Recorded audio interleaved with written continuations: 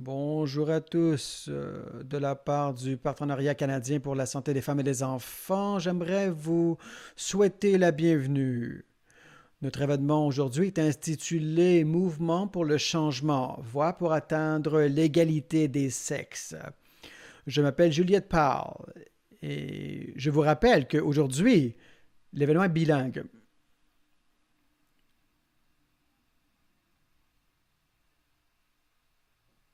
Nous sommes très heureuses de vous avoir parmi nous et les interprètes sont là aussi pour vous servir en français et en anglais. Vous êtes ici non seulement pour écouter dans les deux langues, mais aussi pour discuter, interagir, poser des questions. Nous avons très hâte d'entendre ce que vous avez à dire. Si vous ne me connaissez pas, je travaille dans le domaine de la technologie. Je travaille dans un domaine qui est traditionnellement masculin. Nous parlons aujourd'hui de l'égalité des sexes. Nous allons parler de la façon dont différents groupes tentent de travailler pour en arriver à un meilleur équilibre entre les deux sexes. J'ai très hâte de co-créer l'avenir avec vous. Je ne suis pas seul sur ce panel. Je vous rappelle une fois de plus que ce panel est bilingue, mais il sera principalement en anglais. Mais si vous ne comprenez pas l'anglais, ne vous en faites pas. Il y a un petit bouton pour l'interprétation. Celui-ci vous permettra de choisir la langue de votre choix.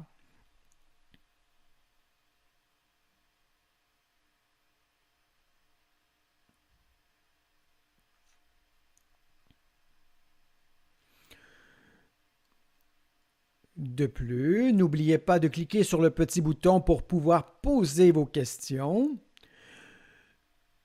Je vais tenter de répondre et en fait de poser les questions. J'aimerais aussi remercier les Nations Unies. J'aimerais aussi les remercier pour la plateforme que nous utilisons aujourd'hui. Nous sommes aujourd'hui sur une plateforme virtuelle, vous savez, à cause de la COVID-19. Bien entendu, nous avons la chance de nous réunir aujourd'hui, mais j'espère que l'an prochain, nous aurons la chance de réunir en personne.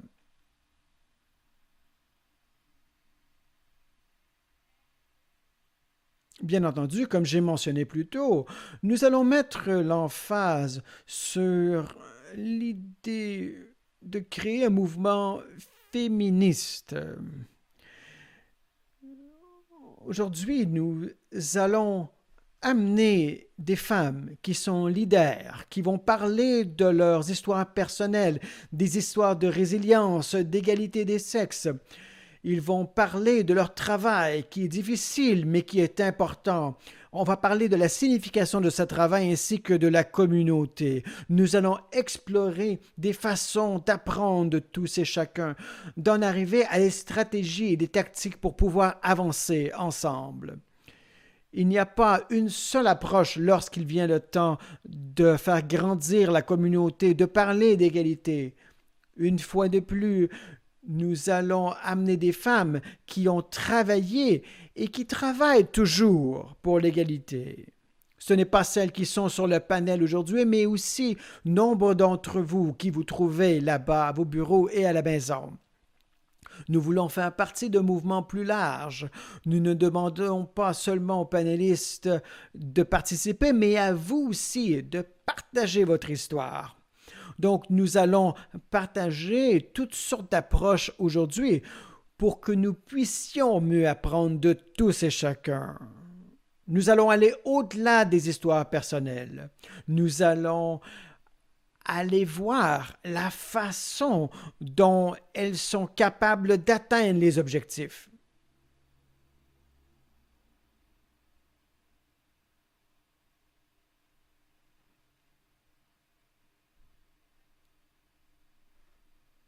Ça me fait tellement plaisir d'introduire les panélistes, de présenter plutôt les panélistes d'aujourd'hui. Alors, je vous demande peut-être pas d'applaudir, mais au moins à partager l'enthousiasme. Premièrement, nous avons Shilling North. Elle est la directrice à Legacy Boss. Elle est ancienne et grande chef du Manitoba Kinawitowi au Kimakanak. Elle est reconnue pour ses efforts visant à jeter des ponts entre les communautés autochtones et non autochtones au cours de sa carrière dans les médias et plus récemment au Manitoba Kiwatinowe au Kimanakawak. Avant de devenir un grand chef pour la MKO, Sheila a travaillé comme journaliste à la CBC pendant 7 ans. Donc maintenant, dites-nous pourquoi vous êtes si passionné par votre travail. Bonjour, je m'appelle Sheila North et je suis très heureuse d'être avec vous aujourd'hui. Euh, on m'a dit, un seigneur m'a dit que je devais utiliser plus mon nom autochtone lorsque je venais en public, alors c'est ce que je viens de faire. Je crois que nous avons pas vraiment le choix.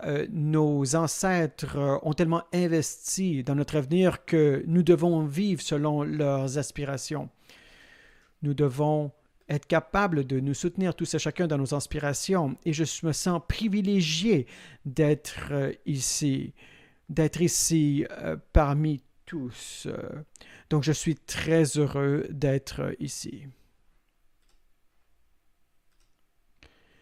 Merci beaucoup d'être ici. Je sais que vous faites partie de ce mouvement depuis très longtemps et vous n'êtes pas la seule. Je ne sais pas si vous connaissez Lauren, mais je vais vous la présenter et la présenter à tout le monde qui participe aujourd'hui. Lauren Ravon est directrice exécutive de Oxfam Canada. Elle est une féministe. Elle fait la promotion de la justice sociale et elle a 15 ans d'expérience en développement international, notamment chez Oxfam Canada depuis 2011. Lauren a mené des recherches approfondies sur les politiques et a fait campagne sur les questions de justice alimentaire, d'égalité économique des femmes, de la santé, des droits sexuels et reproductifs et sur le rôle des mouvements des femmes. Laura, dites-nous pourquoi vous êtes si passionné par votre travail. Peut-être que vous pouvez nous partager votre expérience. Oui, merci. Je suis très honoré de faire partie de ce groupe, de cet illustre groupe aujourd'hui. Et je crois que l'avantage d'avoir ce groupe aujourd'hui, c'est que nous pouvons nous rejoindre depuis beaucoup d'endroits dans le pays. Je me trouve aujourd'hui à Montréal. Et je me sens très privilégié de faire partie de ce bel espace pour que je puisse partager mon expérience avec vous. Comme vous l'avez dit, je suis la directrice exécutive de Oxfam Canada. Le mouvement Oxfam Canada travaille pour le féminisme, la militantisme chez les femmes, le travail à long terme pour soutenir les femmes et transformer les femmes en rôle de leader. Et nous sommes dans une position très privilégiée chez Oxfam. Nous sommes une très grande organisation dans un mouvement de Oxfam qui se trouve partout dans le monde. Nous sommes très conscients du privilège que nous avons plutôt. Nous devons reconnaître les ressources que nous avons partout dans le monde et nous sommes privilégiés de travailler avec les mouvements des femmes et nous devons être capables de les soutenir. Donc, j'espère pouvoir avoir l'opportunité de parler avec vous aujourd'hui des femmes, du mouvement des femmes, de tous les espaces où les femmes peuvent offrir des ressources. Il y a beaucoup d'endroits où les ressources pour les femmes sont sous-financées. Donc, il est important de pouvoir en parler et Oxfam Canada est honoré d'être ici aujourd'hui. Merci beaucoup. Et bien, vous êtes à Montréal et à Montréal, vous savez, moi, ma mère et ma grand-mère viennent de Montréal. J'aimerais présenter maintenant notre prochaine intervenante, Anjum Santa. Anjum est la directrice des politiques publiques et des communications stratégiques de la YMCA. YWC plutôt. Et c'est une stratège des affaires publiques primées, une commentatrice des médias, une conférencière chercheuse spécialisée dans l'égalité des sexes. Et en 2020, Anjum a été nommée femme distincte par le comité des ONG de la Commission des Nations Unies sur le statut des femmes. Donc voilà, je suis très honoré de vous avoir parmi nous aujourd'hui. Maintenant, vous avez le micro. Oui, merci beaucoup. Oui, je suis très conscient que même si nous tentons de rester en sécurité à cause de la COVID et de ce qui se passe, je vous appelle depuis Toronto. Nous sommes couverts par le traité numéro 13. Il y a plusieurs peuples autochtones qui ont leur présence ici. Donc, je vais vous dire, en tant qu'immigrante, en tant que femme racisée, voilà les aspects différents de mon identité que je tente d'amener lorsque je parle d'égalité. Donc, pourquoi est-ce que le YWCA Canada, nous sommes présents dans toutes les provinces, les territoires, nous offrons des services, nous offrons du soutien aux femmes qui souffrent de violences conjugales. Et dans la pandémie, nous voyons que nous avons besoin de services tels les nôtres parce que il y avait des inégalités avant la crise, mais maintenant, il y a encore plus d'inégalités. Et je crois que pour nous, nous devons réfléchir comment pouvons-nous amener un contrepoids à ce mouvement et à ce qui arrive. Nous devons être un facteur du changement systémique. Nous devons être capables d'apporter des solutions maintenant, mais aussi comment nous pouvons aller de l'avant pour les générations à venir. Je suis très honoré d'être ici parmi vous et j'ai très hâte de partager tout le travail que nous faisons, avec notre organisation partout au pays et amener aussi une perspective canadienne quant à l'égalité. Oui, merci.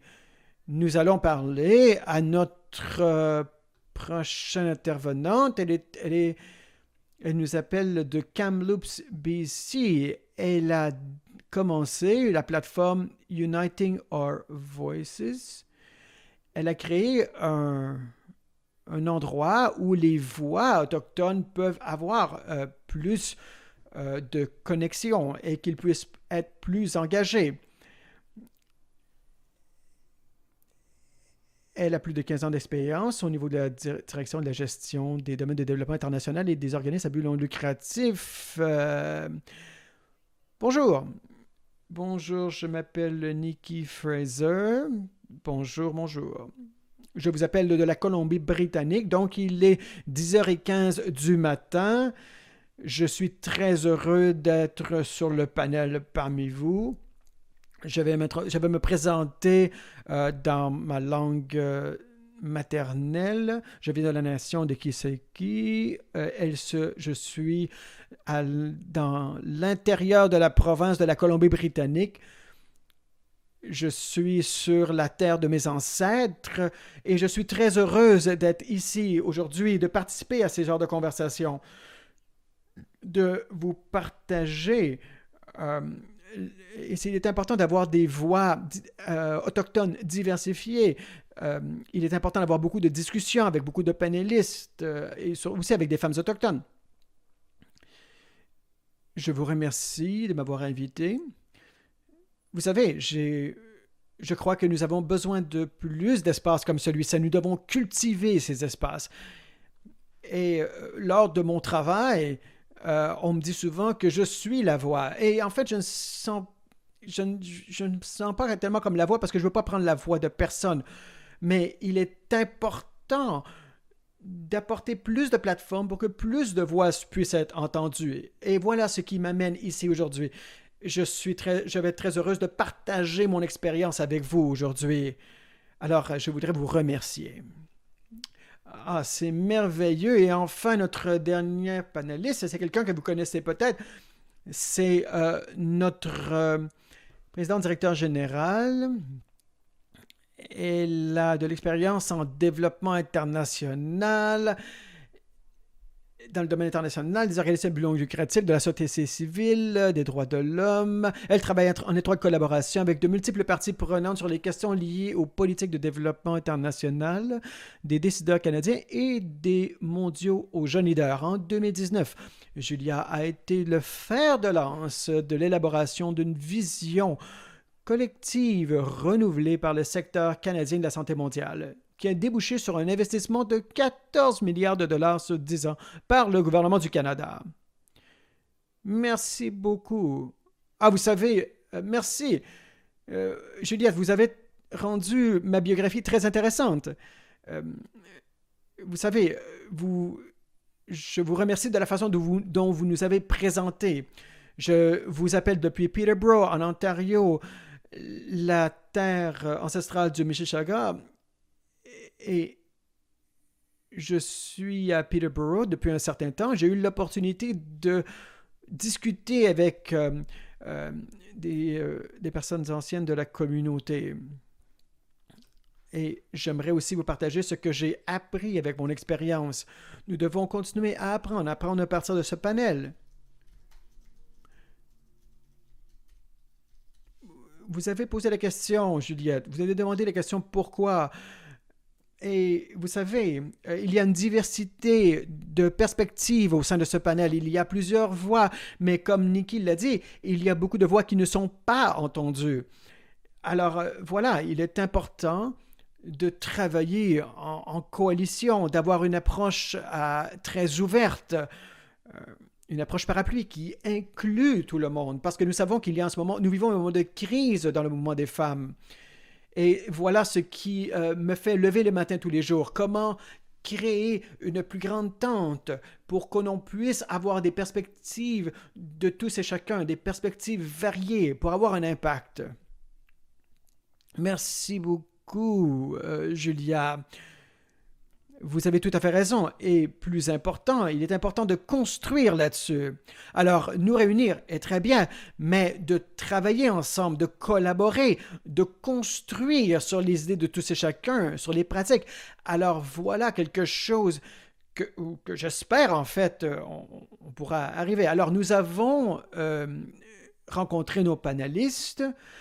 Alors, j'aimerais que vous nous parliez des organisations pour lesquelles vous travaillez, mais une fois de plus, je sais que vous en avez parlé, mais dites-nous la stratégie que vous employez. Comment pouvez-vous arriver à atteindre vos buts? Quels sont les buts et les cibles et les objectifs que vous vous fixez dans le but de les inclure? Alors, commençons avec vous, Julia. Excellent.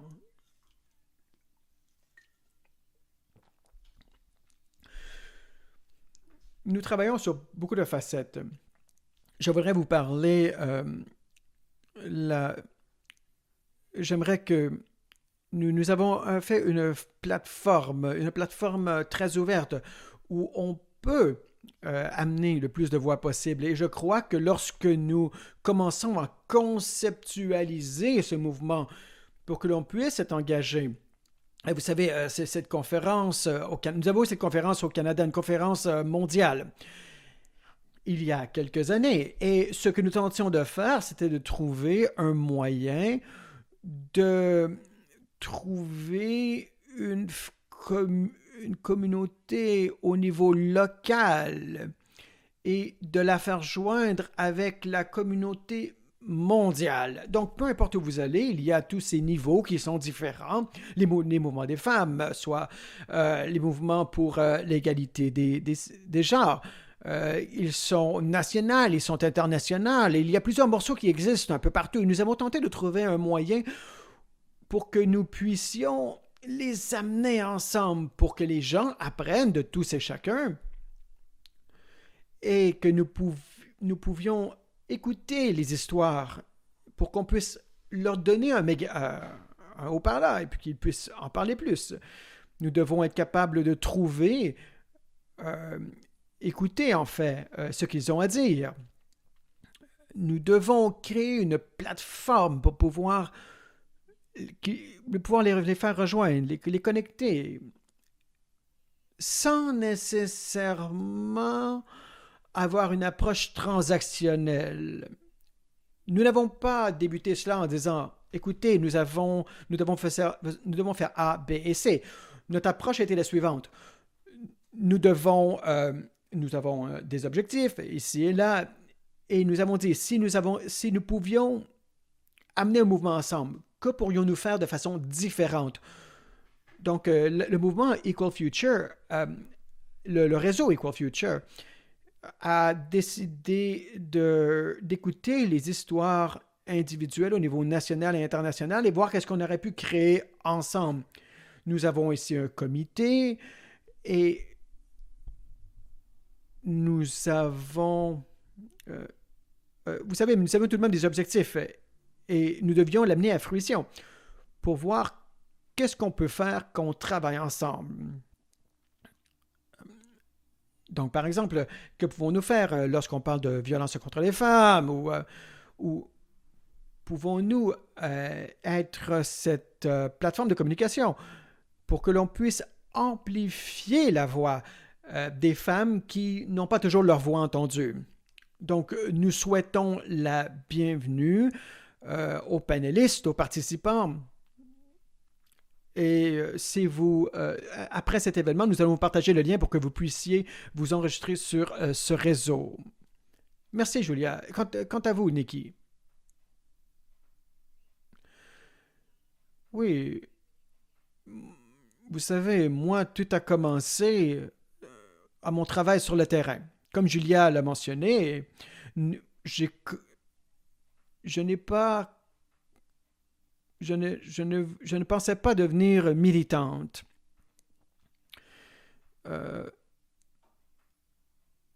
Mais mon cœur est du côté de l'égalité des peuples autochtones, de leur voix. Et tout a commencé quand j'avais 25 ans. Et deux aînés sont venus me voir et ils ont planté une graine qui a fleuri. Et aujourd'hui, euh, je n'ai jamais pensé que j'aurais pu me retrouver aux endroits que je me suis retrouvé au fil du temps. Donc, avec le temps, j'ai eu la chance de me joindre à plusieurs tables de discussion. Je travaille avec une variété de personnes qui sont aussi militantes. Parce que je n'ai jamais voulu être la seule personne.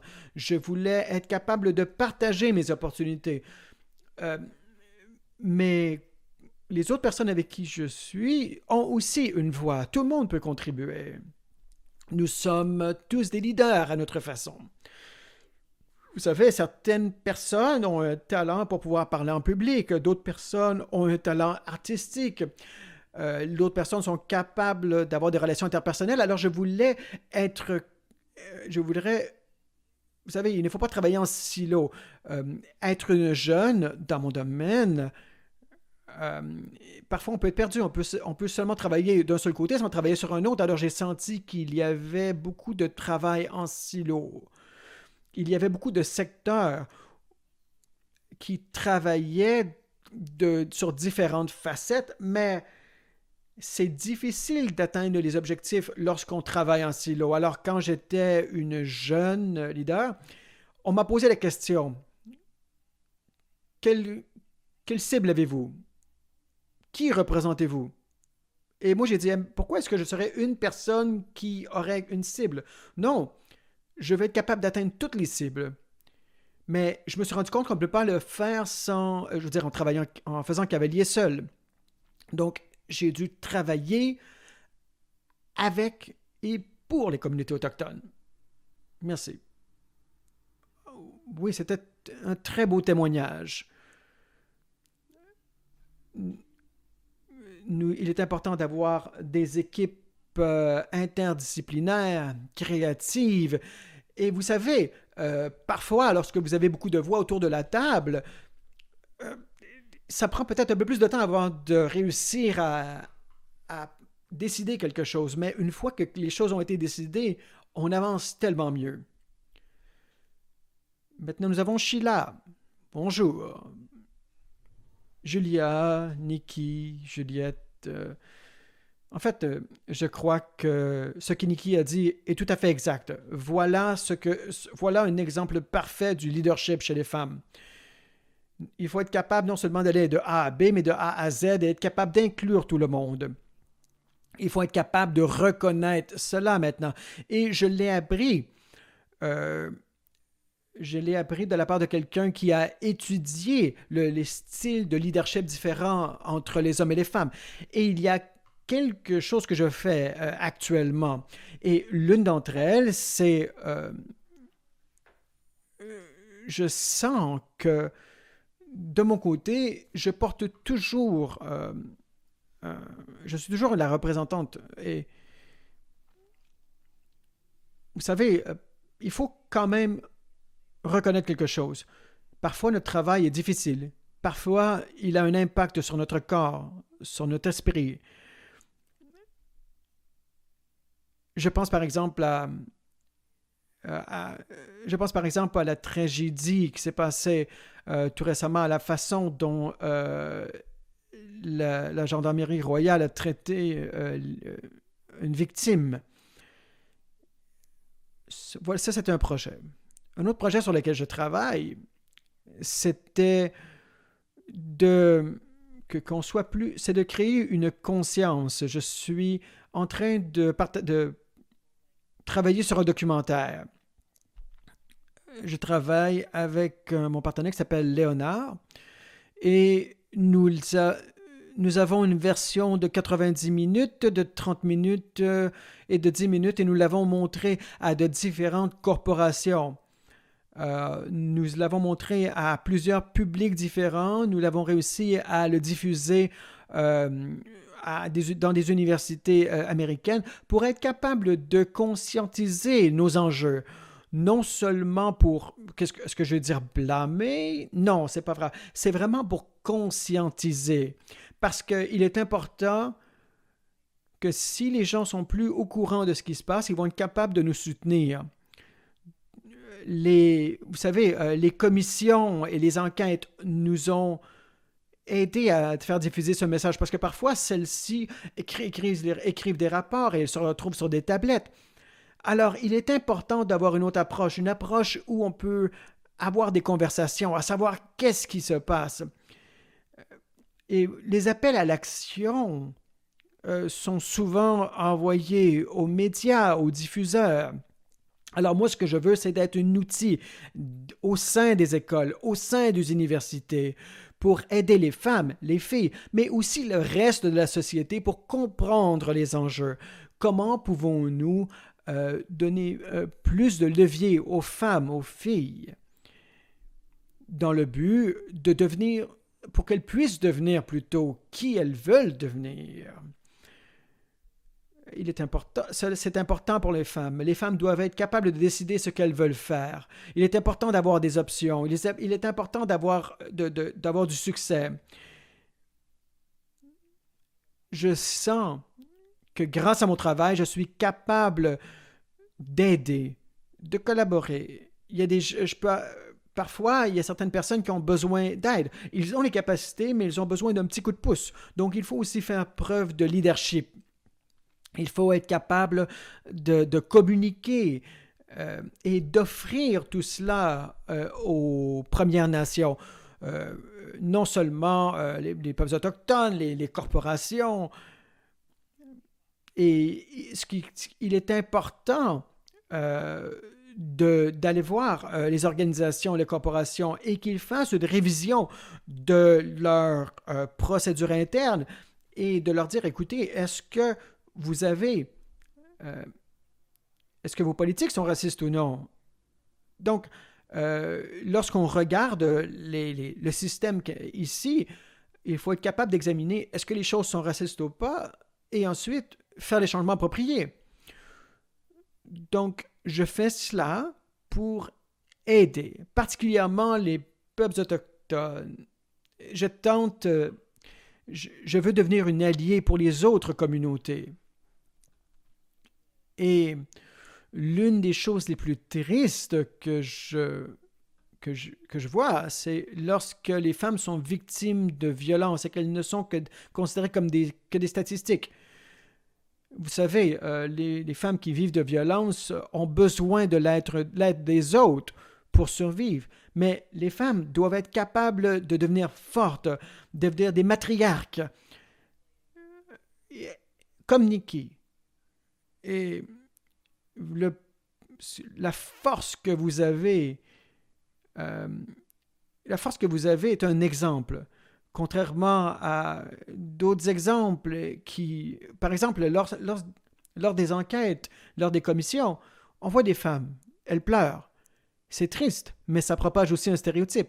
Donc, il faut être capable d'être des femmes qui sont fortes et donner une image positive. Oui, je crois que vous n'êtes pas la seule qui pense cela. Adjum, je ne vous ai pas entendu, mais je vous ai vu hocher de la tête. Vous avez dit oui, oui, alors allez-y maintenant, prenez la parole. Merci. Je suis très heureuse d'avoir entendu ce qui a été dit sur ce panel et nous devons continuer. Je crois que la pandémie a démontré ce que nous devons mettre l'emphase. Vous savez, nous devons nous assurer que l'économie marche pour tout le monde. Il y a un an, beaucoup de pays, beaucoup d'entre vous ont commencé à vivre les impacts de la pandémie. Et pour beaucoup de YWCA partout au pays, nous étions frappés devant cette situation. Mon organisation a commencé à travailler très, très fort. Nous avons donné des services essentiels. Nous avons commencé à venir en aide à des personnes qui avaient perdu leur maison, des personnes qui souffraient à cause de la pandémie. Je vous donne un exemple lorsqu'on parle de violence conjugale. Donc, nous faisons un travail essentiel. Mais nous savons que tout ce que nous faisons ne sera pas assez. Et je crois qu'au sein de la YWCA, l'an dernier, nous avons célébré notre 150e anniversaire en tant qu'organisation et lorsque nous avons commencé à regarder dans nos archives, nous avons vu que ce n'est pas la première pandémie que nous avons vécue. Nous étions là à la pandémie de 1917 et lorsque nous regardons ce qui était important à cette époque, on voit que les choses sont encore plus importantes maintenant. Il est important de voir qu'il y ait des investissements appropriés dans les communautés.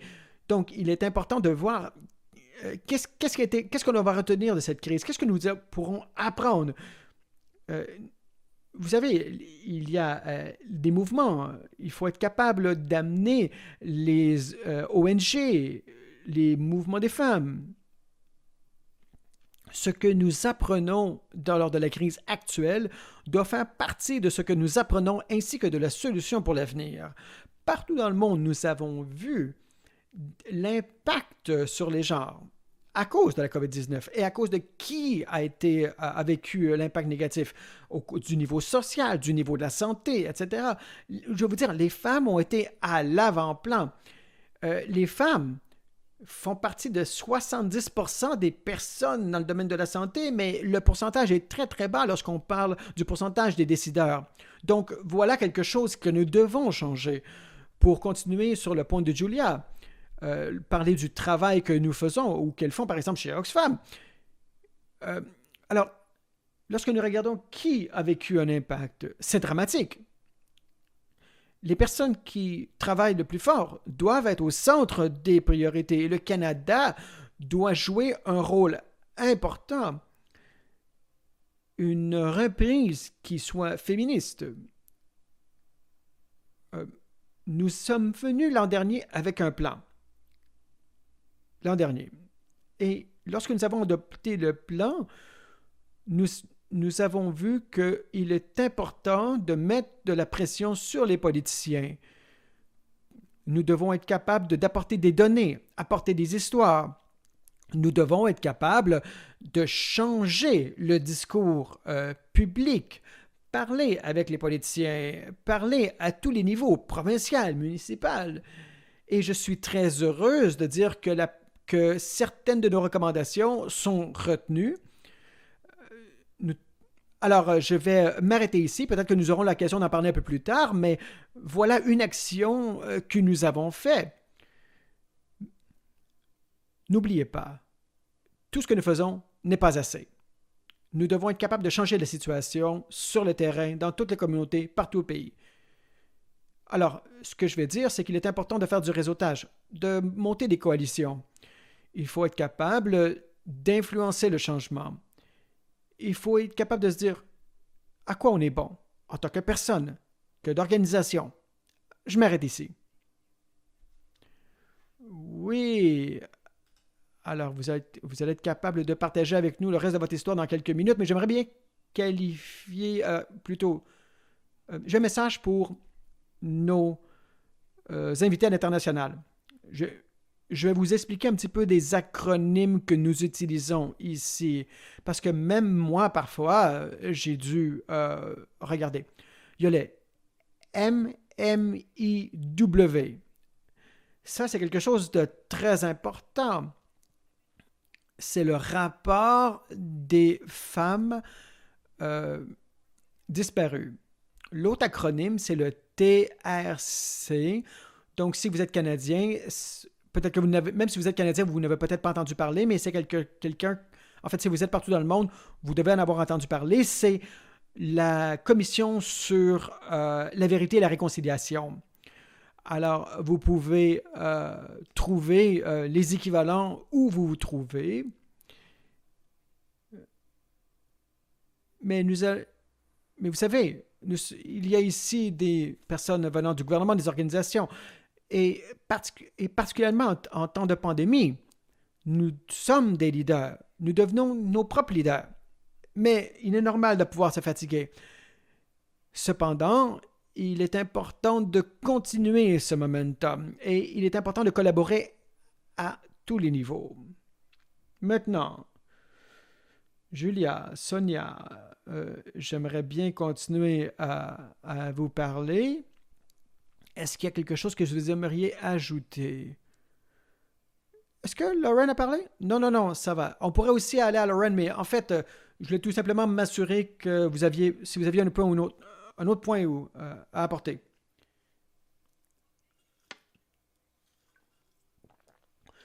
C'est Julia qui m'a envoyé la petite note sur les acronymes.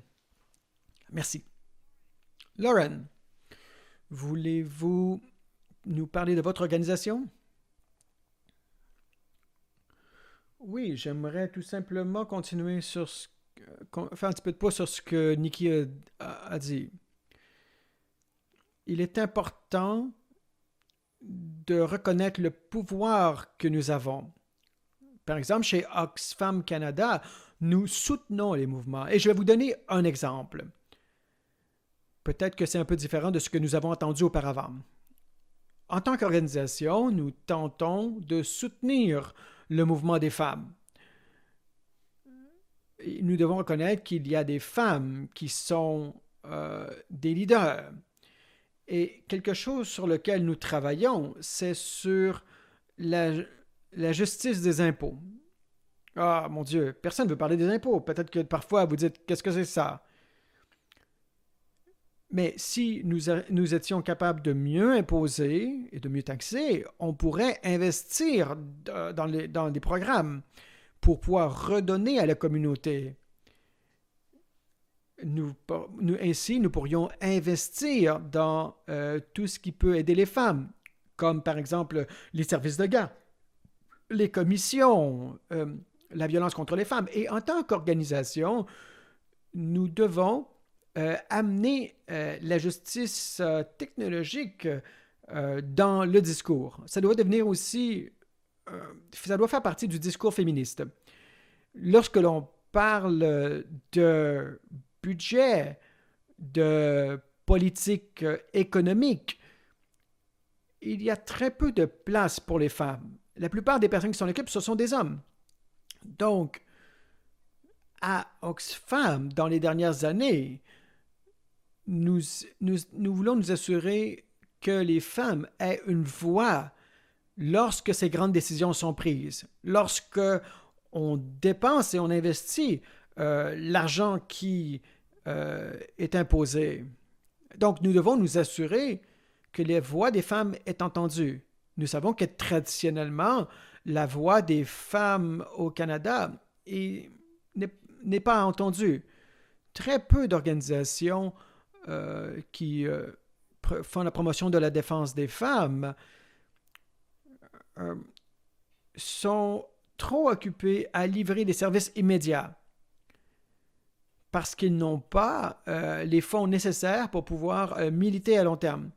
Ce dont je pourrais vous parler aujourd'hui, c'est qu'il est important de donner la capacité aux organisations des femmes de partager leur perception. Je vais vous donner un exemple. Il y a quelques années, nous avons commencé à compter le nombre de fois où le mot femme a été mentionné lorsqu'on parle dans les commissions parlementaires sur le budget. Et sur les heures et les heures et les heures de témoignages, nous avons très peu entendu les femmes. Et ensuite, qui a été invité? Presque aucune femme, presque aucune organisation représentant les femmes. Donc, il faut être capable de nous assurer que la voix des femmes soit entendue. Il faut être capable d'amener les femmes qui sont activistes à la table. Nous avons beaucoup de choses à dire. Nous avons des recommandations à faire. Le gouvernement n'a même pas l'idée de nous inviter. Alors, je crois que nous allons parler d'approche de partenariat et nous devons nous assurer que même si nous travaillons dans cet espace, nous devons nous assurer que tout le monde y ait l'accès. Donc, chaque fois qu'il y a une commission parlementaire ou nous avons une rencontre avec le ministre, nous devons nous assurer que les organisations des femmes soient invitées. Donc, c'était vraiment un travail où nous soutenons les alliés, les militantes. Lorsqu'on parle de politique économique, c'est un domaine qui est dominé par les hommes. Alors, il est important d'apporter des femmes, la voix des femmes, de construire sur leurs bonnes idées. Il faut être capable d'avoir des politiques féministes tangibles. Parce que nous savons que les gouvernements vont seulement agir si on les pousse à le faire. Les mouvements des femmes ont de bonnes idées. Nous devons nous assurer que toutes ces bonnes idées atteignent les oreilles des personnes qui prennent les décisions au niveau fédéral. Donc, je voulais vous partager quelques-unes des expériences et des partenariats que nous avons au sein du mouvement des femmes. J'aimerais aussi parler des leaders féminins. Donc, au-delà d'être à la défense, je crois qu'il faut être capable d'agir, d'être sur l'attaque, disons. Nous travaillons dans des campagnes pour l'égalité des genres. Mais le plus important, j'aimerais bien entendre sur quoi vous travaillez maintenant. Pouvez-vous nous parler des expériences que vous avez? Alors maintenant, laissez-moi vous mettre en contexte. Laissez-moi vous poser une question et ensuite je vais passer de une à la suivante. Et vous pouvez aussi répondre à tous et chacun comme vous le voulez. Donc, dans chacune de vos organisations ou votre cheminement, quel est le rôle et la collaboration comment avez-vous réussi à atteindre l'égalité des sexes? Quand avez-vous réussi à avoir un problème et ainsi que le surmonter? Est-ce que vous avez fait face à une chose, à plusieurs choses en même temps? Alors, débutez cette conversation. Alors, si vous nous regardez en direct, sachez que nous n'avons pas préparé d'avance cette rencontre. C'est vraiment...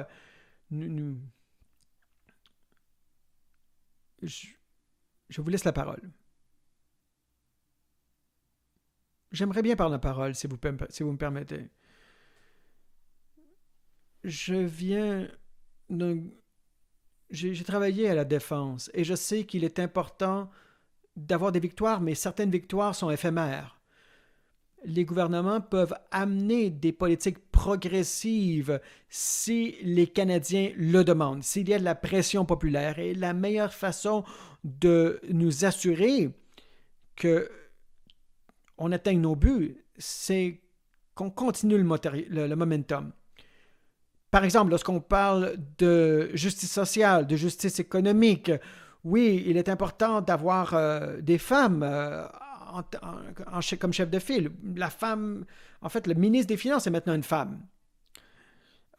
Il faut être capable de parler et de mieux imposer, par exemple, tous ceux qui profitaient des paradis fiscaux. Mais il faut aller au-delà de parler à quelques spécialistes du domaine, parce que sinon, on ne fera rien qui va transformer la société. Il faut être capable d'agir de façon beaucoup plus large, comme l'organisation du YWCA fait. Il faut être capable de nous assurer que les femmes racisées, participent, parce que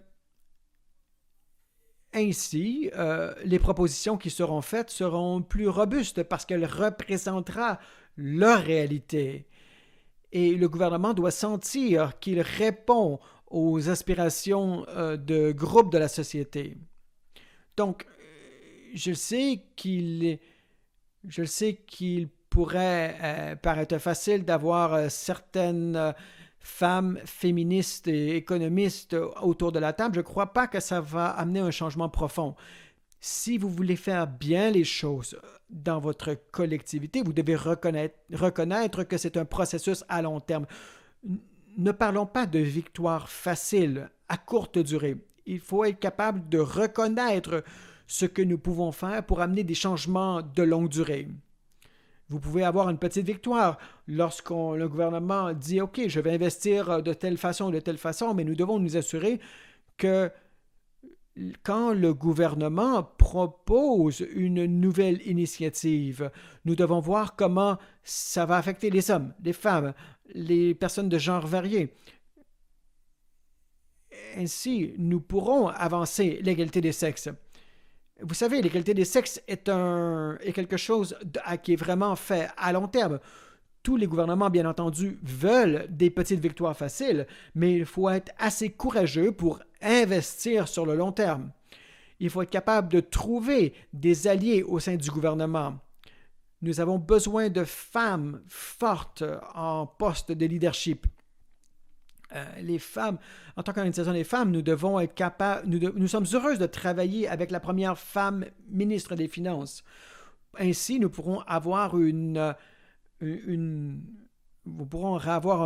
rétablissement économique axé sur les femmes. Mais il faut être tout de même capable d'aller chercher les femmes où elles sont pour qu'elles puissent apporter leur point de vue. Vous savez, il faut travailler de façon simultanée. Il faut être capable de voir toutes les initiatives ainsi que leur impact.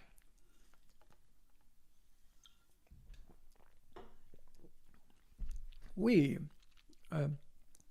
dans le but d'apporter des changements à long terme, le partenariat est important. Je vais parler de deux partenariats. Le premier, pour le plan de relance économique féministe, voilà une grande opportunité.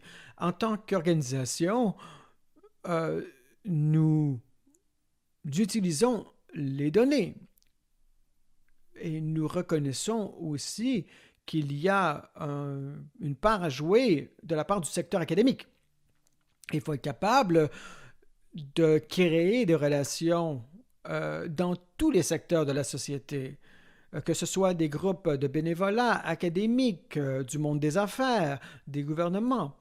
Vous savez, une personne ou un seul groupe n'a pas toutes les réponses. Nous devons avoir tout le monde autour de la table. Nous devons voir qu'est-ce qui fonctionne, qu'est-ce qui ne fonctionne pas. Il est important d'établir des partenariats que nous devons bâtir sur les partenariats que nous avons bâtis tout au long de cette pandémie. Et l'une des choses que nous avons vues, c'est que les chambres de commerce, nous n'avons pas vu qu'ils étaient engagés dans les politiques de services de garde.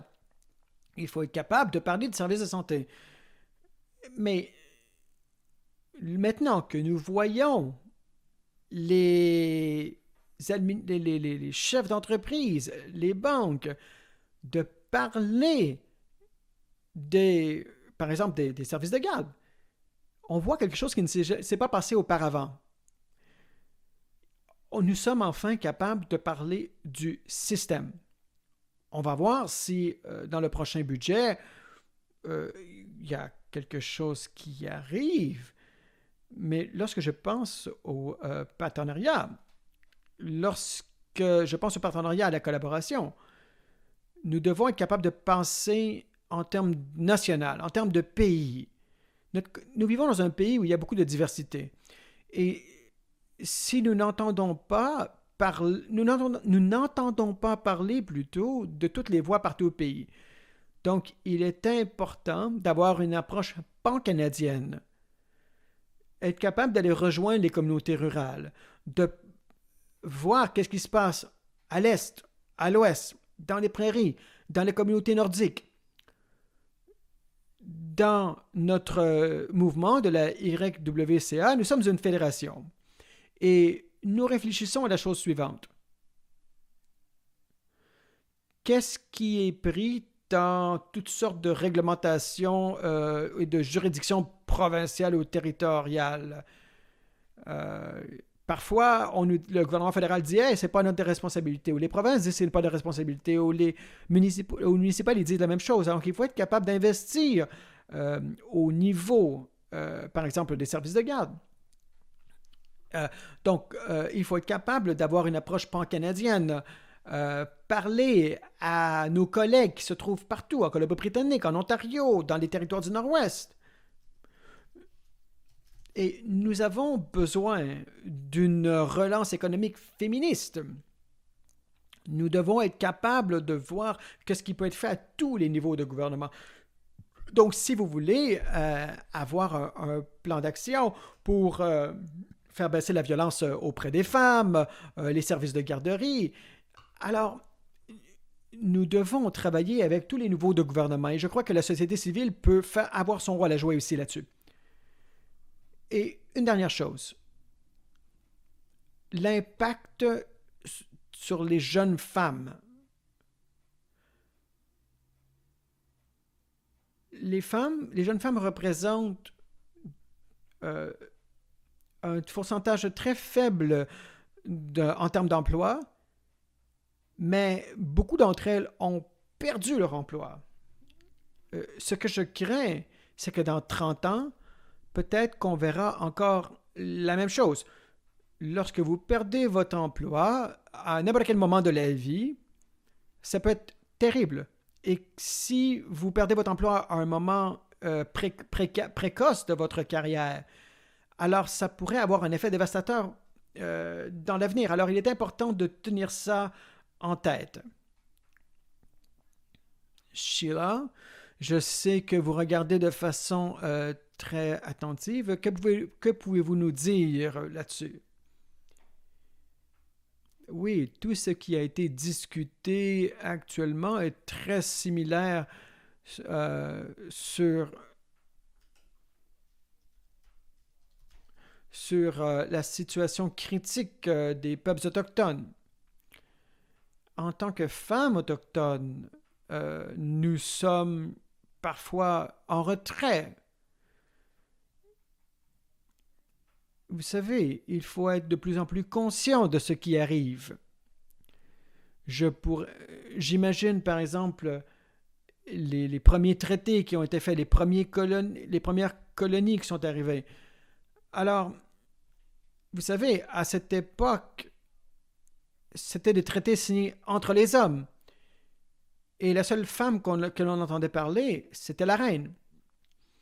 La reine était référée sur Sa Majesté, mais sur tous les autres traités, on ne considérait pas l'opinion des femmes. Nous savons que nous avons des communautés matriarcales. Les femmes étaient les déléguées, les femmes ont établi le système des communautés et les femmes sont très importantes pour notre communauté.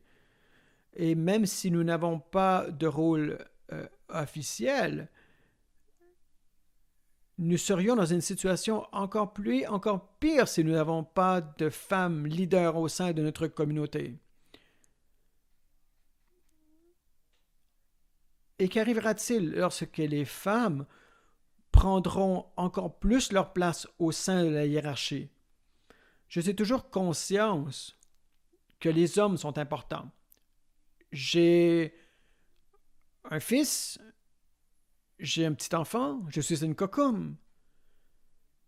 Je veux le mieux pour les hommes, bien entendu. Mais les femmes ont besoin de faire un retour à la table. Laissez-moi vous donner un exemple. Lorsque j'ai commencé à faire des reportages en 2005, j'ai commencé à parler des enjeux. Et je me suis rendu compte que j'étais une survivante. Lorsque je regarde ma transition d'une réserve à la ville de Winnipeg, et je me souviens, j'aurais pu moi-même devenir une statistique si je n'avais pas été chanceuse. Je suis une survivante. Quand j'ai réalisé que j'étais une survivante en 2005, j'étais journaliste à la CBC et c'est jusqu'à 2015 que je me suis rendu compte que les femmes sont devenues de plus en plus fortes, que leur voix était de plus en plus forte aussi. Et grâce aux médias sociaux. Parce que les femmes ont commencé à faire des manifestations, peut-être qu'il y en avait 3 femmes, peut-être 3000, peu importe la météo. Ils faisaient des fois même 50. Des fois, c'était des mères avec des poussettes. Parfois aussi, il y avait des hommes. Mais il y avait particulièrement des femmes qui disaient « assez, c'est assez ». Et c'est moi qui ai créé le mot-clé MMIW. Vous savez, ce sont les femmes qui mettent l'enjeu de l'avant. Parce que les femmes ne s'arrêtent pas. On a travaillé depuis des générations. Et maintenant, la voix des femmes est devenue si forte. Tout le monde a dû dire s'il soutenait une enquête.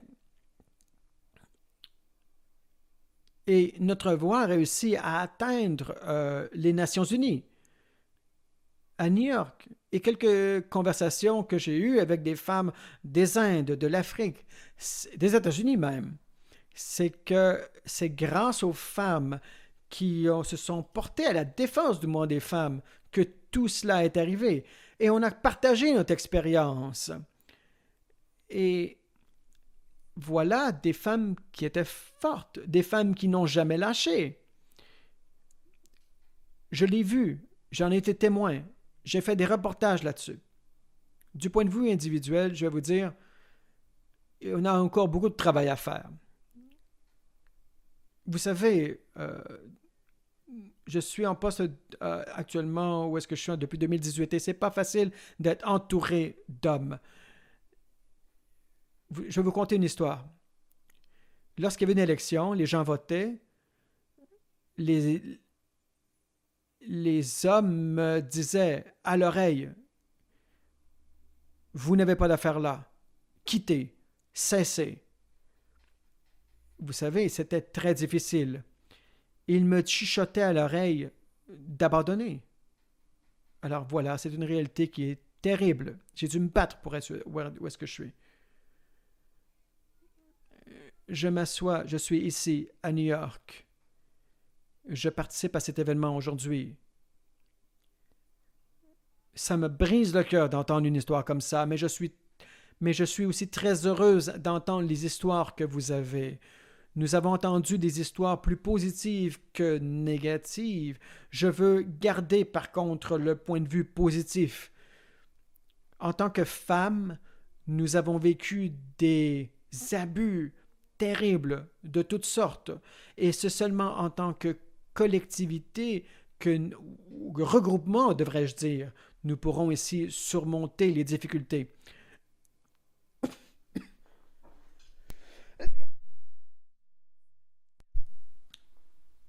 Il y a des groupes qui se portent à la défense des femmes. Et peu importe où vous vous trouvez, vous êtes au bon endroit. Et je vais vous dire, vous n'êtes pas seul. Merci beaucoup d'avoir partagé votre point. J'aimerais aussi partager les commentaires que nous avons vus dans la boîte de clavardage. J'aimerais saluer Gil Gilchrist qui a envoyé un message aux panélistes et tout le monde qui participe. Elle voulait poser une question sur ce que Nikki et Lauren a dit. Parlant de justice sociale, elle voulait savoir quelles sont les plus grandes barrières lorsqu'on se porte à la défense et on tente de trouver des solutions, lorsqu'on parle d'interconnectivité. Elle voulait aussi parler de cela au niveau public et politique. Donc, Nikki, Lauren, pouvez-vous nous donner une réponse brève? Vous pouvez peut-être l'écrire dans la boîte de clavardage.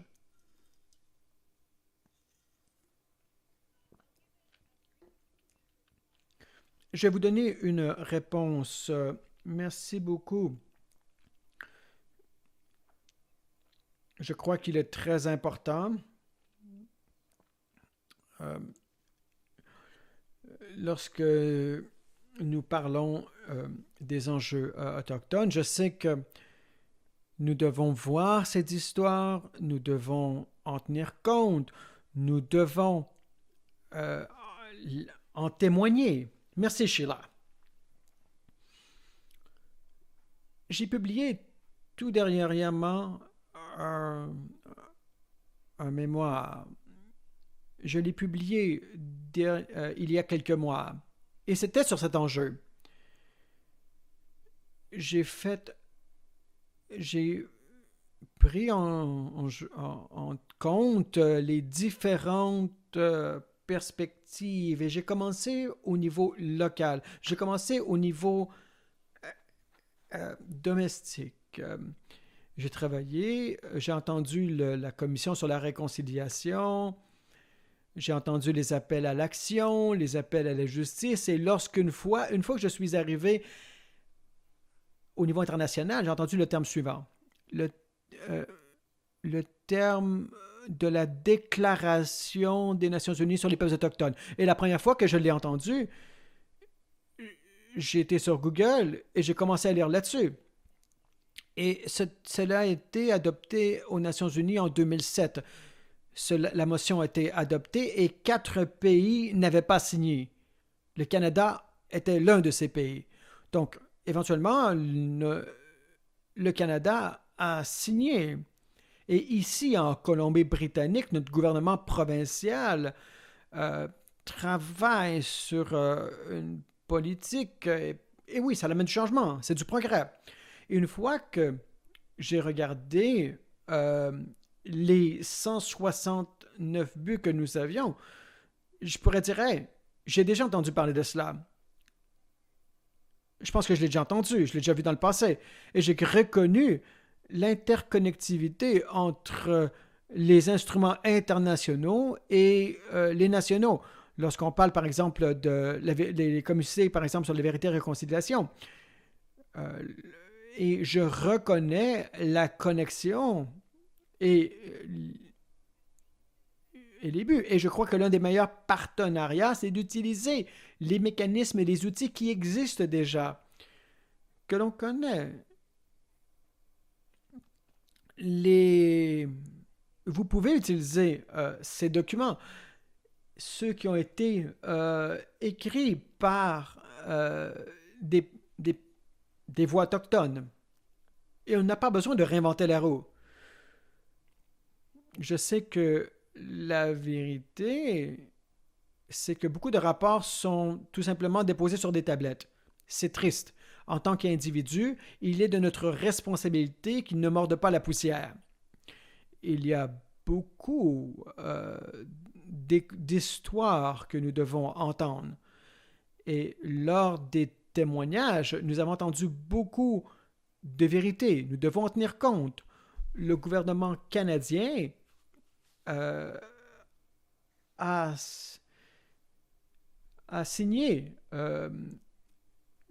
tous ses buts. Donc, c'est pour ça que je dis qu'il est important de briser les silos, de travailler ensemble. Au niveau des individus, l'un des meilleurs partenaires, c'est de travailler avec d'autres femmes autochtones. Parfois, il y a de violence latérale dans toutes les communautés, dans toutes les nations. Et je sens que mes meilleurs partenaires, c'est les autres femmes qui me soulèvent. Parce que si une femme réussit, toutes les femmes réussissent, parce que nous sommes là pour nous soulever. Alors, j'espère que j'ai répondu à votre question. Je vous remercie. Lauren, voulez-vous ajouter quelque chose? Nikki, à chaque fois que je vous entends parler, c'est très inspirant. Je crois que nous avons deux barrières lorsqu'on tente de lier les points. Vous savez, lorsque les politiciens nous entendent, ils pensent que nous amenons seulement des points pour les femmes. Ils tentent de créer des segments. Lorsqu'ils parlent, par exemple, des services de garde, ils vont dire « Ah, c'est un enjeu pour les femmes. » Ou lorsqu'on, par exemple, on parle d'endroits sécuritaires pour les enfants ou de justice sociale. Et c'est ainsi qu'ils mettent les enjeux qui sont, entre guillemets, pour les femmes de côté. Et ainsi, parfois, ils l'oublient. Alors, ça prend des voix fortes, des voix de militantes. Il est important de mettre de l'avant tous ces enjeux au niveau électoral. Ainsi, nous pourrons les amener vers le centre. Je crois que c'est l'une des barrières auxquelles nous faisons face. Et l'autre, c'est la barrière systémique. Les organisations de femmes n'ont pas assez... il manque des fonds. Ils travaillent sur un seul thème au lieu d'être engagés sur plusieurs fronts. Nous savons que pendant la pandémie, les femmes ont travaillé sur beaucoup de choses, sur la violence conjugale, l'insécurité d'emploi, l'itinérance. Et je sais que lorsqu'il y a une urgence au sein de la communauté, les femmes ne sont pas vues comme des acteurs humanitaires, mais ce sont les femmes qui interviennent au sein de leur communauté. Mais elles ne sont pas perçues comme cela, parce qu'on sent que celles-ci travaillent seulement sur un seul thème. Et je ne crois pas que les femmes voient leur travail comme une seule chose, en silo. Donc, nous devons être capables de nous assurer que sur ce dont on travaille soit concorde plutôt avec la réalité. Nous devons être capables de lier les points. Donc, lorsque je crois que je regarde ce que nous pouvons faire et comment on reçoit les fonds, alors nous devons nous assurer que nous sommes capables de connecter pour soutenir ce travail. Est-ce qu'il y a quelqu'un d'autre qui veut ajouter un point? Aaron, merci beaucoup pour cette question. Je voudrais aussi amener la voix de Farana. J'espère que je le prononce bien. Elle a une question pour tous les panélistes. Elle veut savoir si vous faites partie d'un mouvement global.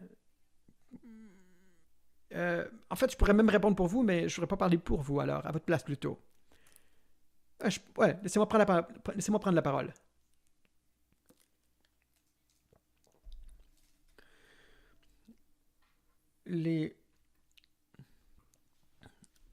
Je travaille avec une organisation qui travaille sur les enjeux des femmes et les enjeux de santé de femmes et des enfants. Et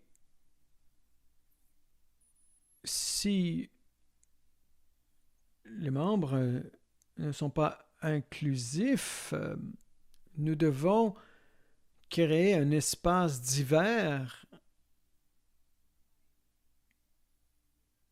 Nous devons avoir les bons outils pour être capables de nous assurer que nous ayons un impact. Vous savez, parfois,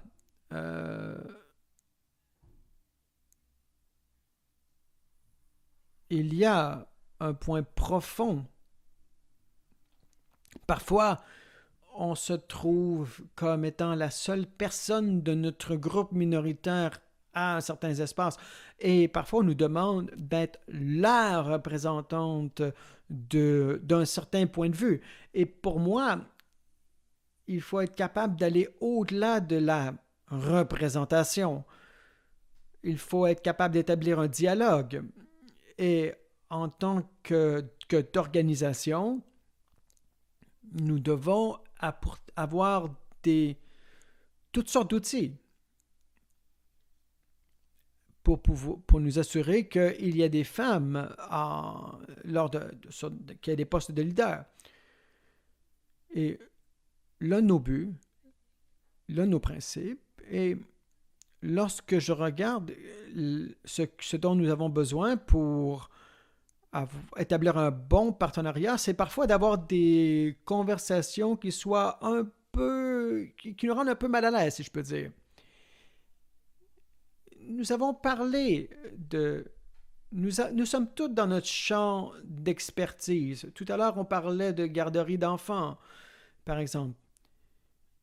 Donc, comment pouvons-nous parler d'enjeux spécifiques tout en n'oubliant pas qu'il y a beaucoup d'enjeux qui ont besoin d'être englobés dans le but d'aller de l'avant? Donc, ce dont nous avons besoin, c'est de voir les partenariats comme une habilité. Nous devons faire grandir notre propre capacité. Nous devons la récompenser. Nous devons être capables de la soulever. Nous devons faire la promotion. Nous devons... Et je crois que, en tant que leader d'organisation, j'ai dû avoir un changement de mentalité. Le partenariat n'est pas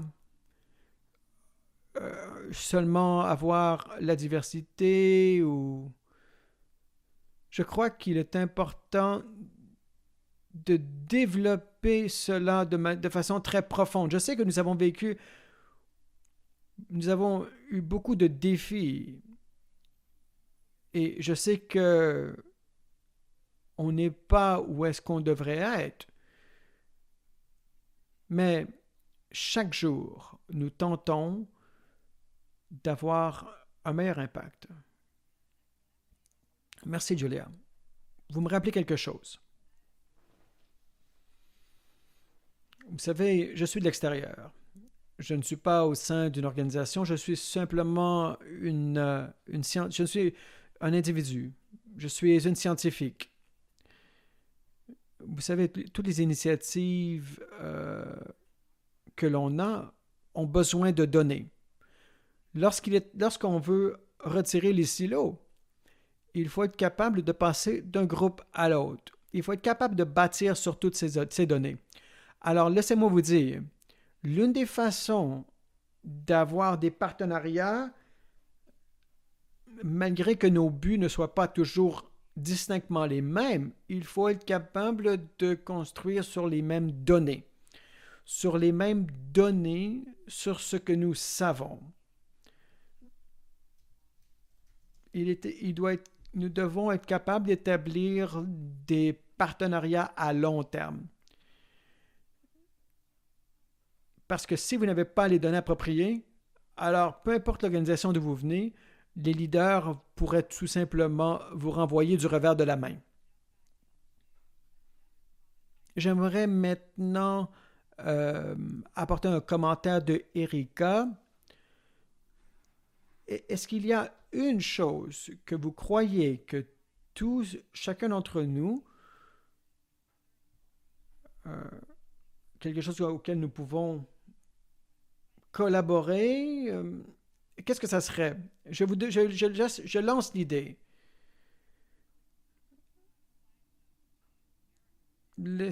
Bon, Erika, vous avez un bon commentaire pour chacun des panélistes, mais vous vouliez parler du point de Anjum sur les partenariats et l'importance. Vous savez, elle a parlé de Anjunes, de s'engager avec des groupes qui n'apparaissent pas toujours. Donc, la question pour tous les panélistes, c'était comment pouvez-vous parler des... Avec qui devez-vous travailler? Et je crois que ça doit dépendre de qui vous êtes. Vous savez, pendant la crise, nous avons vu la présence de haine sur Internet. La haine sur Internet, c'est de la violence. Et nous voyons actuellement que cette haine, c'est quelque chose qui a un grand impact sur notre vie. Nous passons notre vie en ligne. Et nous voyons en ce moment que la haine sur Internet est en augmentation. Et cela peut amener de la haine physique. Regardez ce qui s'est passé aux États-Unis, en Géorgie. Donc, comment pouvons-nous cibler, comment pouvons-nous travailler avec les compagnies des médias sociaux pour pouvoir nous assurer que nous pouvions gérer ce problème? Vous savez, au Canada, la terminologie est différente. Vous savez, au Canada, on n'a pas toujours les mêmes réalités que les personnes qui codent les médias sociaux. Donc, comment pouvons-nous nous assurer que les médias sociaux soient au courant de la diversité canadienne dans le but de nous assurer qu'il n'y ait pas de haine sur Internet? Il faut être capable parfois de voir comment le monde se comporte, les différents points de vue. Les plateformes des médias sociaux ne savent pas toujours qu'est-ce qui se passe, mais nous le savons. Donc, nous devons être capables de parler avec les médias sociaux pour voir ce que nous pouvons faire. Vous savez, oui, vous avez tout à fait raison. Les grandes sociétés sont là pour faire de l'argent. Ils veulent faire de l'argent. Et vous avez aussi vous avez de l'autre côté la mentalité de la justice sociale. Et le but, c'est d'améliorer la vie de tout le monde, pas seulement quelques personnes. Et lorsque vous combinez ces deux façons de voir, alors j'ai très hâte de voir comment vous allez progresser. Je crois que vous aurez un impact sur tous et chacun. Vous allez avoir une voix pour ceux qui n'ont pas de voix. J'espère que tout le monde ici croit que sa voix a été sur la table. Si vous voulez parler, levez votre main. Vous savez, mon travail, c'est de m'assurer que la voix de tous et chacun soit entendue. Mais de votre côté, levez votre main. Nous avons ici 6 messages. J'apprécie. J'aimerais remercier à Claire. Nous avons aussi, oh mon Dieu, Claire, vous écrivez beaucoup. Je ne sais pas si je vais être capable de lire tous vos commentaires parce que je veux m'assurer que nous arrivons ici à la fin, les remarques de la fin. Écoutez, si vous aviez un message un défi. Vous vouliez partager un message aujourd'hui avec le groupe d'aujourd'hui, quel serait-il? Quelque chose sur lequel nous pouvons construire. Mais peu importe ce que vous dites, je sais que ça viendra du cœur. Alors voilà, le micro est à vous.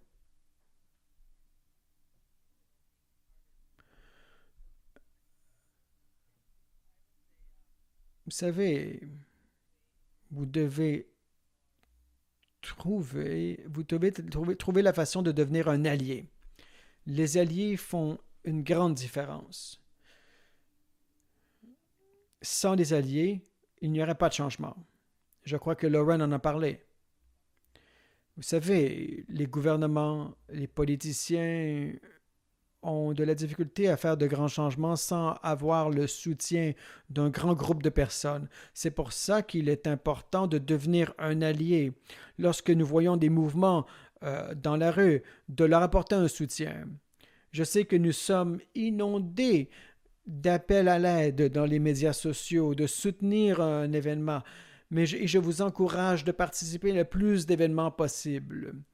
Parce que si vous faites cela, les gens vont venir aussi vous aider. Ainsi, eux, ils viendront vous joindre lorsque vous aurez besoin de leur aide. Dans les dernières années, les alliés viennent de partout. Alors, peu importe d'où ils viennent, profitons-en. Nikki, voulez-vous ajouter votre mot?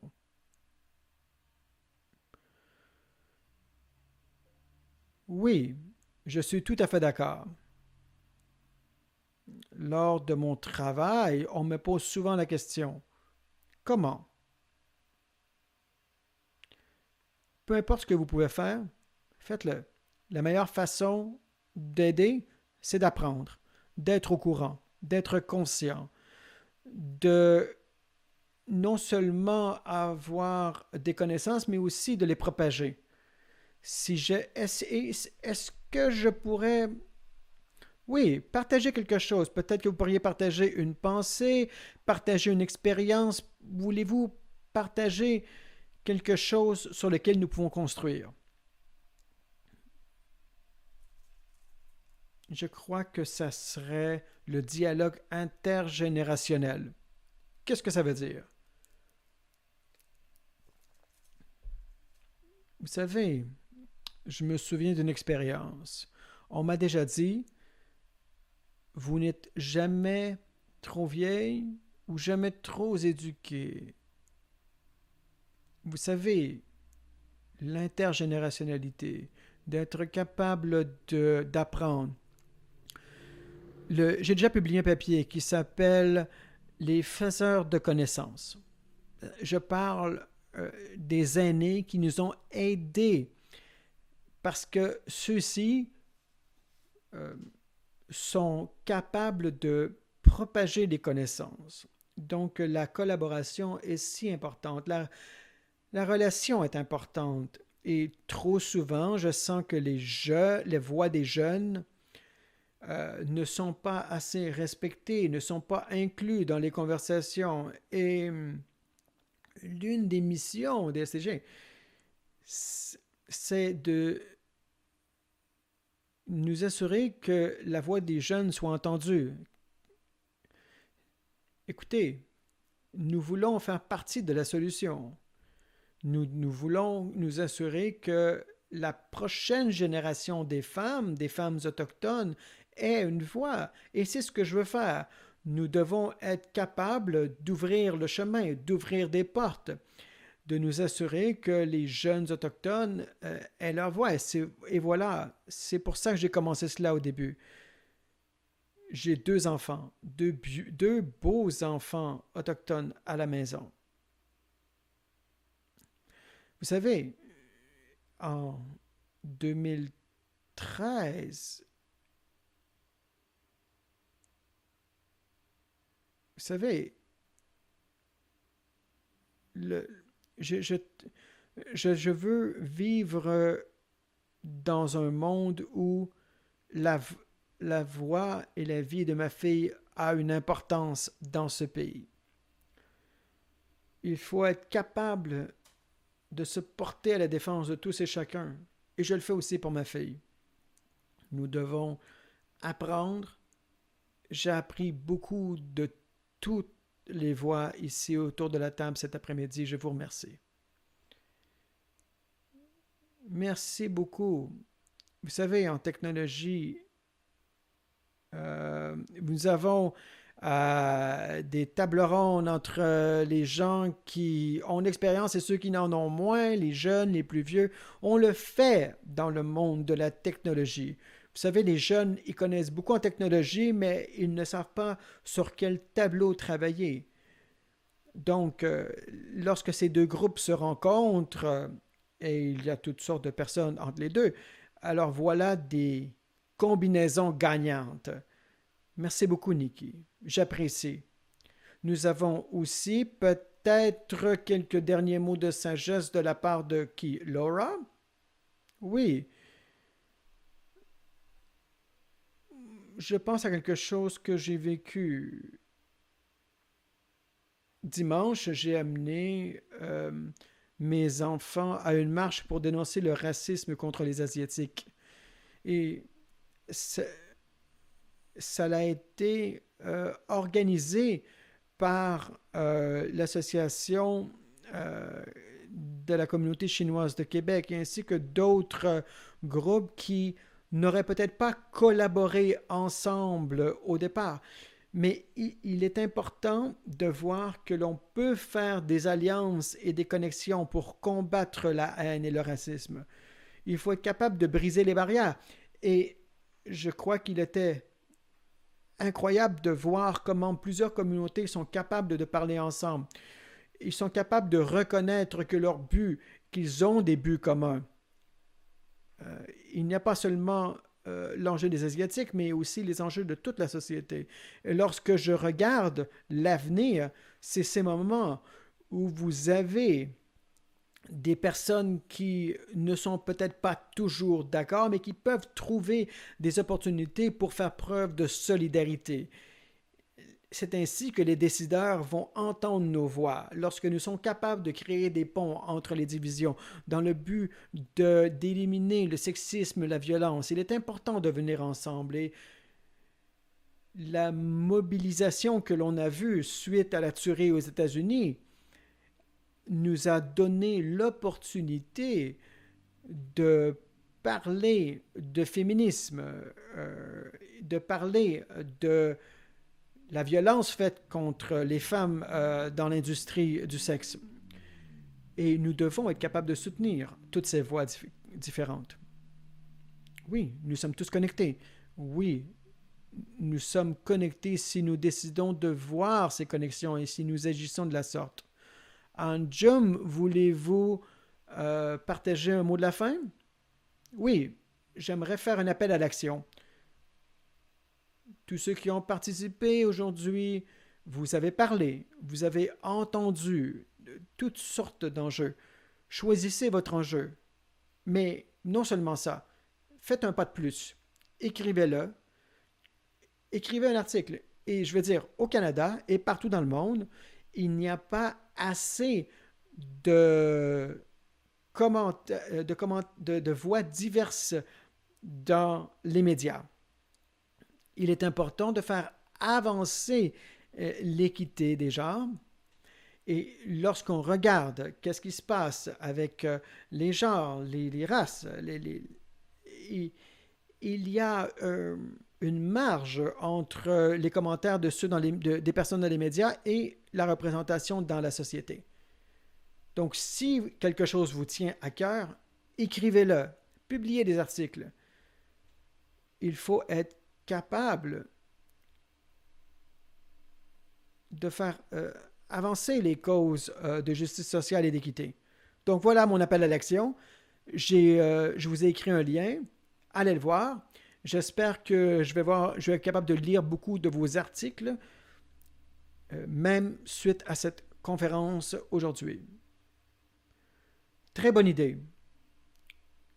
Si vous avez vu le lien aujourd'hui, suivez le lien. J'aimerais remercier tout le monde qui a participé aujourd'hui. Allez sur les liens LinkedIn, allez rejoignez-la. Alors, je n'arrive pas à croire que nous sommes déjà à la fin de la rencontre d'aujourd'hui. Merci. Merci à tous. Tous les panélistes comprennent ce que vous apportez à la conversation, mais aussi au mouvement tous les jours. Je suis très reconnaissante à Lauren, Anoum, Julia, Nikki et Sheila. Merci d'avoir partagé votre expérience et peut-être même aussi, j'aimerais vous remercier non seulement des choses que vous pensiez dire, mais aussi des choses peut-être que vous ne saviez même pas que vous alliez partager parce que tout ce que vous disiez sortait du cœur. Et que lorsqu'on parle du cœur, alors le message passe mieux. J'aimerais vraiment vous remercier. Merci pour tout. Donc pour moi, je suis tellement heureuse d'avoir réussi à participer à la rencontre d'aujourd'hui. C'était très intéressant. Je suis canadienne, je vis à New York. Ça fait 1 an que je vis aux États-Unis. J'attends seulement que la frontière ouvre à nouveau. J'ai hâte de rentrer à la maison. Mais en attendant, je vais vous dire, je me suis senti vraiment à la maison avec chacune d'entre vous. Nous travaillons ensemble, nous collaborons plutôt ensemble. Vous avez des idées fantastiques, des tactiques aussi. Et il était aussi important de parler des pièges à éviter. Écoutez tout ce qui a été dit aujourd'hui. Comment pouvez-vous faire avancer la cause? Et si vous pensez que vous ne pouvez jamais écrire un article en passant, créez un défi pour vous-même. Allez-y. N'attendez pas que les autres vous donnent une voix. Prenez votre propre voix. Dites ce que vous avez à dire du fond du cœur. Si vous êtes venu un peu plus tard à la rencontre, alors je vais vous dire, la séance d'aujourd'hui a été enregistrée. Vous pourrez la visionner plus tard sur le site web. Vous n'avez qu'à aller sur le site de la CanWatch. Vous pouvez aussi vous inscrire à la lettre. Si vous voulez écouter ce que nos panélistes ont dit, vous voulez les suivre, alors allez-y, vous pouvez les suivre sur les médias sociaux. Alors, restez connectés. Merci à tous. Je m'appelle Juliette Powell et j'ai très hâte de vous revoir pour avoir une autre très belle conversation. Je vous remercie.